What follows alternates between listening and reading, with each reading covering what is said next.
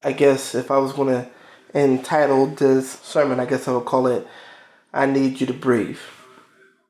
Nathaniel Kurtz, pastor for Pray First Mission Ministries in Newport News and practitioner in residence for the Repair Lab, wrote this sermon just for special release on Crosswinds.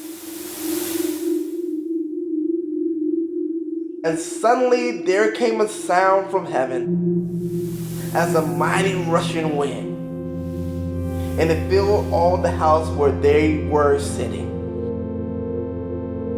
And there appeared unto them cloven tongues. In the Pentecostal church I grew up in, the church would erupt with praise when it was recited, and there was a rushing mighty wind. I get goosebumps thinking back to those moments. I can almost hear the organ playing, the rhythm of the tambourine, the voices of the faithful rising in praise. The warm sun would kiss the beautiful stained glass windows. I can smell the fragrance of my father's cologne. I can smell the aroma of the hard candy in my mother's purse. In this nostalgic moment of my childhood in Norfolk, breathing was heavenly. Yet adulthood brought a different tune. In the turbulent background of 2020, a year etched with pain, the pandemic and George Floyd's tragic death converged, creating a dissonant symphony of stolen breaths, both seen and unseen.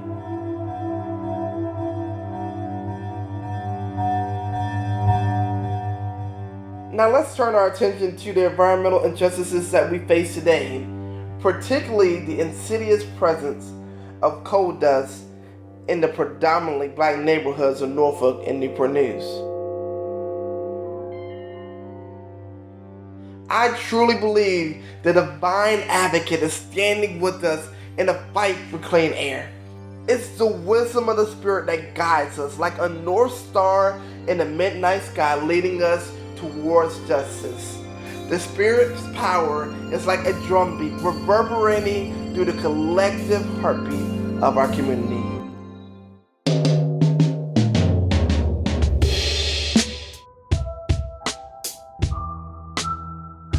This is the final episode of Crosswinds. So far, we've heard about coal dust that pollutes black neighborhoods on Virginia's East Coast and the Hampton Roads region. We traced the roots of this injustice hundreds of years into the past. Meanwhile, the future of these neighborhoods holds changes with new investment and the gentrification that comes along with that. And a new study has complex implications. The study aims to offer more information about the dust. However, more data may not be the silver bullet it seems. It won't automatically lead to the mitigation that residents have been demanding. Meanwhile, residents in these Hampton Roads neighborhoods are finding other ways to self-determine what kind of communities they want to live in. In this final episode of Crosswinds, I'll take you through a process of transforming community demands into action. We'll explore the power communities do have when it comes to determining the kinds of environments where they want to live, raise kids, worship, play, and grow. We'll hear different strategies for dealing with the coal dust, and we'll ask what it takes to sustain this struggle for healthy lives in Hampton Roads. And welcome to the January 23rd, 2024 regular session meeting of City Council. One platform for residents to speak out about problems they're dealing with, like coal dust, is the public comment section at the local City Council meeting. If you are here tonight and like to speak to council, please register with staff in the lobby. It's not super inviting. They're on a weekday night when lots of people are taking care of their kids or working a second job. After 3 minutes, a red light will appear. The environment is not super cozy either. You have to walk up to a dais and speak into a microphone. It's a one-way street for communication. The 7-member council almost never says anything back to you. Sometimes they don't even look at you. This evening, we will now move to citizen comments. You've gotten a sample, Jones. My name is Uganda Sample Jones, and I'm here with a few friends, and I am honored to... Uganda is well known to the City Council for her work as an advocate and a liaison for the Southeast community of Newport News. I urge our council to consider the responsibility of Dominion Terminal Associates in protecting our air from the particles emitted by their operations. A handful of people spoke about the coal dust issue during public comment. As a father, as a community member, as a community advocate. I'm here in solidarity with Newport News residents, having talked to many over the years. They are getting tired of power washing their houses, tired of changing the filters in their homes. Coal must be reined in and ultimately disposed. This isn't the first time that coal dust has been brought up in City Council by far, but it is the first time in a while that so many people have talked about it at once. In Newport News, if a handful of people all speak on one issue, they have the council's attention. And not just the council. Local news covered the meeting, part of a new wave of local media attention on action around the dust. This is from WTKR. On Tuesday night, at the Newport News City Council meeting, residents made their feelings known to city leaders. Uganda Sample Jones says she showed up on Tuesday to let companies transporting coal like Dominion Terminal and Kinder Morgan know that they will be fighting this on the local level. WHRO's Catherine Hafner. A group called Coal Dust Kills wants the city to regulate coal dust as a public nuisance. Another headline read, Newport News residents ask City Council to consider barriers for coal dust. The comments at City Council, the media wave, it's part of a strategy to impel the council to move on community demands to deal with the dust. The perfect solution is to get rid of it altogether. This is Uganda. In addition to being a community liaison for Southeast Newport News, she's also a community partner of the Repair Lab. I'm in the car with her, making the short drive from her house to the coal. That house right there is for pregnant women who are trying to get off of drugs. Oh, dang. They're just right here being polluted, and they're right here by the interstate. Like anything you live next to and see all the time, it's not often Uganda takes in the magnitude of the coal piles that are the backdrop of her day-to-day. Oh my goodness! We drove by and stopped to get a good look. Look at all this crap, and we're breathing all this in. We drove through dozens of giant piles of coal being stored in the terminal that sits between her neighborhood and the water. Oh my goodness, I'm more pissed off. I'm so pissed off. It's really a lot. This is a lot. The wind is just blowing, and there's nothing blocking the wind from off the water, so all of that wind is just coming to our community. What if there was something to break the wind? Or to cover the coal to keep it from eroding? This isn't an experimental idea. Other fence-line communities around the world have infrastructure like that protects them from some of the pollution. We're looking for a few changes here in our area. Anything is better than sitting beside mountains, literal mountains of coals. That's Nathaniel. You heard his sermon at the beginning of the episode. He and Malcolm Jones, his fellow practitioner in residence, got support through the Repair Lab in researching physical structures that could reduce the coal dust 80% or more.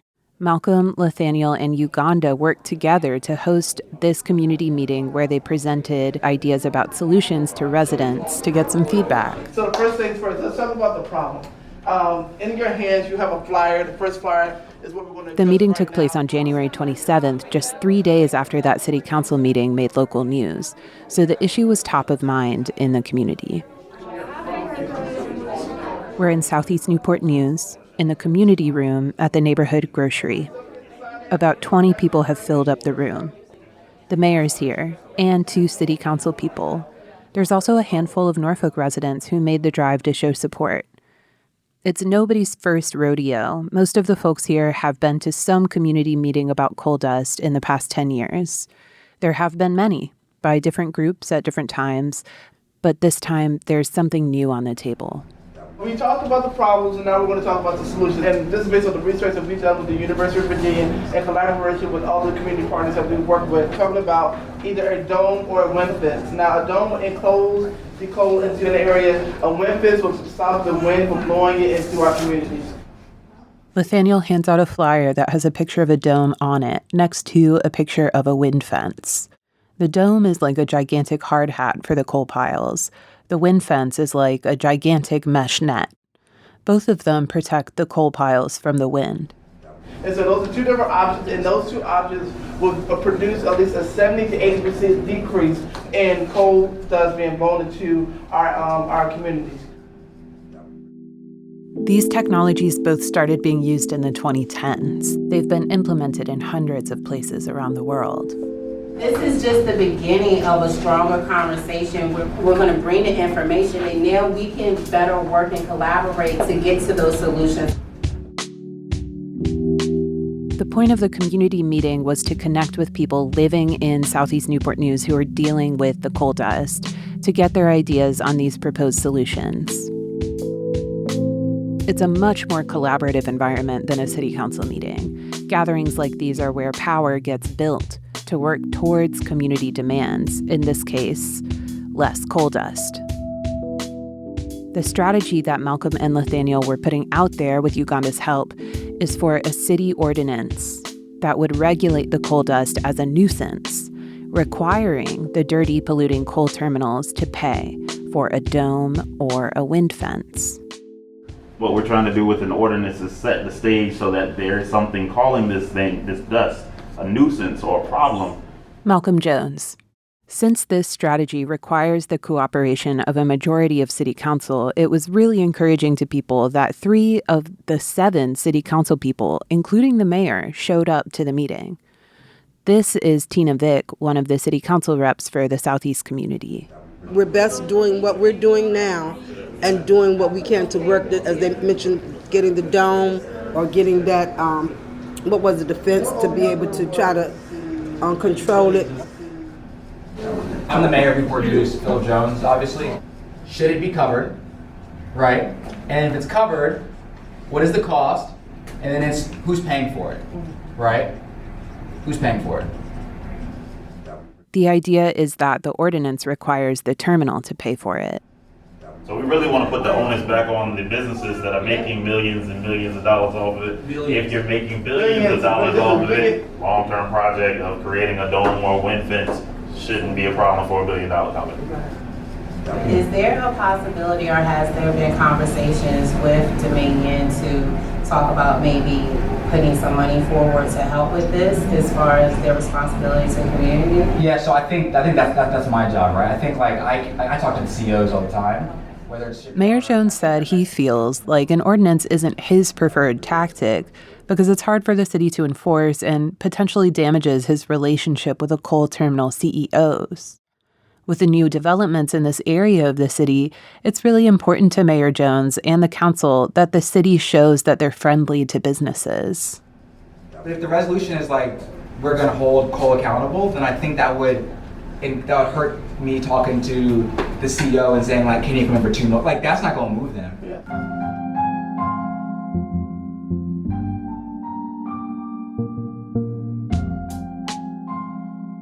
It's important that the mayor and the city council members came to the community meeting at the very least because it shows that their attention is on the issue.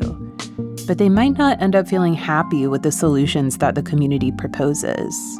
As politicians, they have to balance those demands, which can disrupt their priorities around capital and development. That's why it falls on the communities to force the council to reckon with change, an uncomfortable, time-consuming, sometimes volatile process. When it comes to the demand for less coal dust specifically, if an ordinance is introduced to the council, a majority vote is needed for it to pass. But ordinances don't always pass the first time they're introduced. Sometimes they get really watered down in the process of getting passed. But introducing the ordinance does get the slow, heavy gears of government churning with specific intention. It creates room for future action by setting the stakes for the level of intervention that the community is demanding. It builds on foundations laid over the course of decades to advocate for something truly fundamental, the right to breathe. When I think about the breath, especially the breath in the Bible, I can't help but to think about the word ruach, which is in Hebrew. Nathaniel again. It appears in Genesis during the creation story when God breathed his breath into humanity. And the Lord God formed man of the dust of the ground and breathed into his nostrils the breath of life, and man became a living soul. I think that is a wonderful metaphor for what it means to be alive. This is Faith Harris, member of the Virginia Council for Environmental Justice and Advisory Commission to the Governor, launched in 2017. She's a reverend and executive director for Virginia Interfaith Power and Light, a faith-driven environmental justice organization. If the breath is a gift from the Creator, from the one that you say is divine, right, the one that you say is, and you call God, then what right does an industry or a government or another entity have in taking that away or preventing that freedom? Our breath connects us to one another through our mutual humanity. To me, that's the purpose of life, that each and every creature be able to breathe freely, to be able to access the gift of this earth. It is actually, Lion King, circle of life kind of thing, right? Interconnectedness is at the heart of many grassroots movements that are behind historic environmental justice wins. Interconnectedness is also at the heart of many faith traditions, which we often find driving many environmental justice movements. Every tradition, no matter whether it's Christian, Buddhist, Hindu, Muslim, Jewish, they all have some way of talking about the importance of caring for neighbor and therefore also caring for earth. And you can't care for your neighbor without also caring for the earth that sustains their lives. The difference in having a faith-based lens for this work is that I continually recognize that breath was free, that breath was given to all life. We can all work together to achieve this vision of a thriving world where justice actually is the thing that calls us all together. Faith's vision goes back to the foundations of the contemporary environmental justice movement in America, with the United Church of Christ in Warren County, North Carolina. This is a movement that has always had racial justice at its heart, emerging out of the civil rights movement of the 1960s. When we talk about environmental justice, the way that I approach it as a minister, I recognize that this is not a separate issue from social justice. And without achieving environmental justice, any of the other social justice issues cannot really thrive. In Warren County in the early 80s, protests sparked in opposition to a dump that was polluting a Black community with toxic chemicals. Then, in 1991, the first national People of Color Environmental Leadership Summit took place in Washington, D.C. That 1991 summit is a direct predecessor to the Virginia Environmental Justice Council that Faith Harris co-founded. Decades of grassroots advocacy around coal dust and Hampton Roads contributed to establishing the Environmental Justice Council, the first big step toward environmental justice in Virginia in 20 years. Work by groups like the Southeast Care Coalition in Newport News and the Sierra Club in Norfolk in the 2010s contributed to statewide awareness of the issue that the EJC now amplifies, connecting information on the problem directly to power through the governor's office. The Environmental Justice Advisory Council will begin meeting in the next couple of months to discuss how the state can promote climate-friendly So the policies role that the Environmental Justice Council, the way that we envisioned it, is that it would be a avenue or a clearinghouse where community members, residents, citizens could share stories, express concern about environmental justice concerns and issues occurring in their community. The most recent annual report from the Environmental Justice Council included coal dust in Hampton Roads as a major concern affecting the region, which has the highest concentration of Black population in the state. The report goes to the governor's office with the intention of directing decision-making power to the areas most in need of intervention. In that same annual report, though, the EJ Council says it's underfunded and understaffed compared to other advisory boards. With Governor Youngkin's new administration in 2022, environmental justice in Virginia has been actively deprioritized and even targeted. The Environmental Justice Department in the DEQ was demoted to an office. The EJ Council is neglected. Environmental justice requires collaborations across different sectors of government: transportation, environmental quality, health, urban planning. And the way the state government is structured right now is not set up to support those collaborations. But even if it did, it might not be enough, because when environmental justice concerns get sucked into institutions like councils and committees and agencies, they can become a lot less effective. The further away the environmental justice concerns get from the communities affected by them, the more diluted and overcomplicated the solutions get, because the knowledge and expertise on the problem lies within the communities directly affected by it. The power and the drive for change always comes from the grassroots. In Virginia in the past 20 years, this has shown up in successes like the canceled Atlantic Coast Pipeline. And all new tonight, Dominion Energy and Duke Energy are pulling the plug on the controversial plan to build a natural gas pipeline across Virginia. Or in Hampton Roads, Norfolk's historically Black Southside community demanded protection from storm surges that matched the rest of the city. This is WHRO's Catherine Hafner. Communities were historically discriminated against, and now it feels like history is repeating itself. Residents pushed back, and Norfolk and the Army Corps now say they're trying to change their plans to include further protections for marginalized neighborhoods. And since fall of 2023, Chesterfield County's NAACP and other groups like Friends of Chesterfield have been demanding the county reject the permits for a new fossil fuel power plant. Then, Virginia lawmakers published an open letter opposing a natural gas peaker plant proposed for Chesterfield County. The Chesterfield County Board of Supervisors will decide on a permit for the project this year.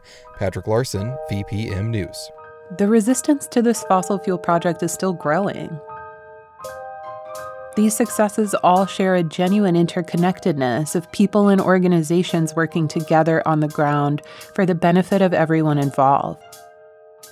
This kind of grassroots coalition building is a strategy that's gaining momentum in Hampton Roads. It's visible in the southeast community of Newport News, where bright yellow yard signs proclaim "Coal dust kills." It's a message from a movement that's bringing several different orgs and individuals together around the issue that shows the urgency of the moment and the growing numbers of residents who are demanding action through local government processes. Across the water in Norfolk, residents' stories are being gathered by a coalition of groups in a tactic that targets the federal level. So all of these groups have submitted a petition on rulemaking to the EPA to try to address the unregulated coal that is coming out of coal trains across the country. This is a national issue for trains that are transporting coal and open-top cars that have coal falling into bodies of water along the route. When did that get submitted? This morning. On September 26, 2023, the Sierra Club and New Virginia Majority had an action at Norfolk Southern's rail yard in Lambert's Point. This is Ann Creasy with the Sierra Club. How many people were here? Between 10 and 15. Yeah, and it's like the weather is kind of... It was raining, and people still came. Yep. The petition was illustrated with firsthand testimonials from people across the country who have dealt with the coal dust. The Repair Lab teamed up with the Sierra Club to collect some of these testimonials in Hampton Roads. You've heard some of them throughout the series. Even if you just opened your window in your home, it was right there. Black particles. Man, you will see some particles, especially up in the summertime. Make it real bad. And we're breathing all this in. My youngest son, he had to use a nebulizer for asthma. That dust did contribute to his emphysema. How much can people endure of this? This isn't just Lambert's Point voice. This is Carl Poole with New Virginia Majority, a statewide group that organizes working-class people for economic, social, and environmental justice. Carl is interested in how this petition connects Lambert's Point with other communities across the country facing the same problem, and how they can leverage that interconnectedness for action towards justice. And that's the biggest problem, I think, with smaller communities against billion-dollar companies and multi-billion-dollar industries is that their voice is so small by comparison. Yeah. Since this is voices from communities like that all across the country, the industry doesn't really have a choice but to listen, and I don't think the EPA doesn't really have a choice but to listen. The petition was signed by 26 health and environmental organizations nationwide. I'm very curious as to the response and how long it's going to take them to get there. Everybody wants to hear what people want to say until they hear what people want to say.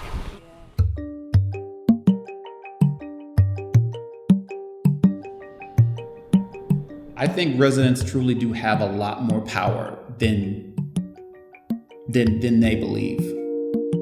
This is what Carl had to say when I asked him what gives him faith that change is possible and that effort is worthwhile.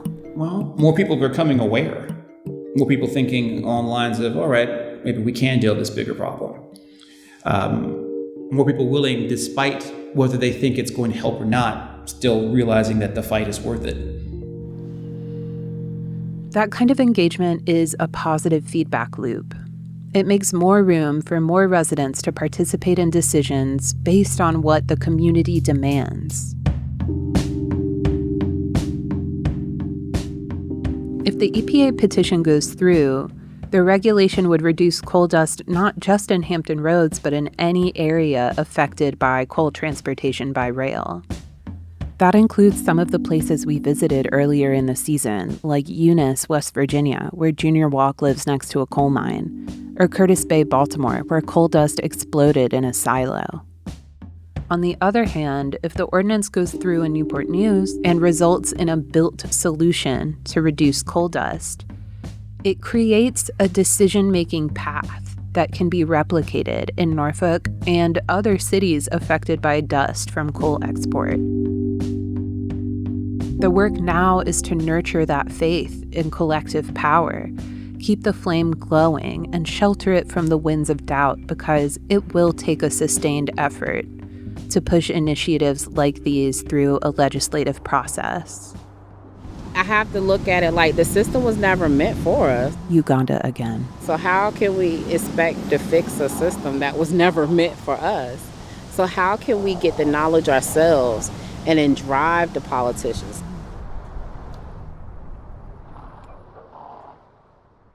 Power concedes nothing without a demand, in the words of Frederick Douglass. In Hampton Roads, the residents are using existing pathways to drive power towards implementing new solutions. There's faith in this process, but it's not without frustration. Residents and advocates share the weight of constantly holding politicians and agencies to account. The final vision, though, is something that everyone involved can believe in. Kids play on playgrounds. People take walks by the water in the sun. Elders chat on porches. All of them taking in deep, fulfilling breath after breath of clean ocean air.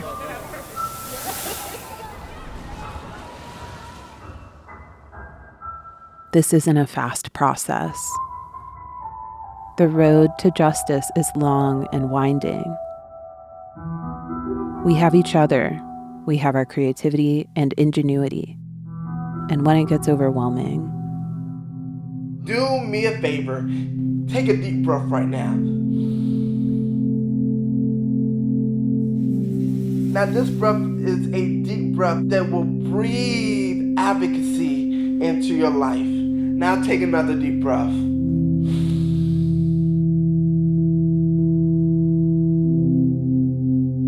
This is a breath that will bring power to fight against principalities and prejudices. Take another deep breath and inhale the spirit that will give you the creativity to dismantle institutional injustices. We need your advocacy, we need your help, and we need you to breathe.